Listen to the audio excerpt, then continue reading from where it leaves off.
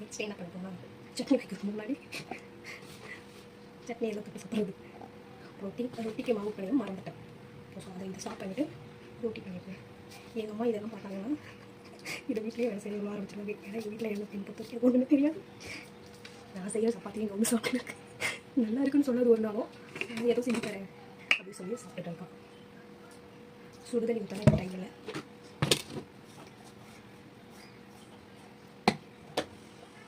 Chef தரணியை நம்ம காட்டும்.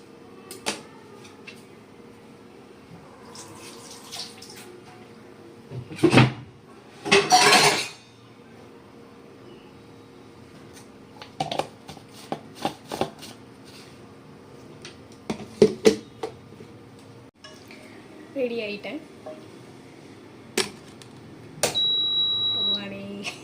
தக்காளி தொக்கு நல்லா வரணும்.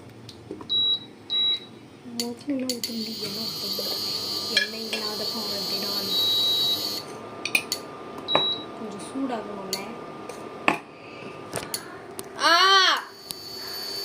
ஒன்றும் பண்ணலையே, என்ன பண்ணுறேன்னு கேட்குறான்.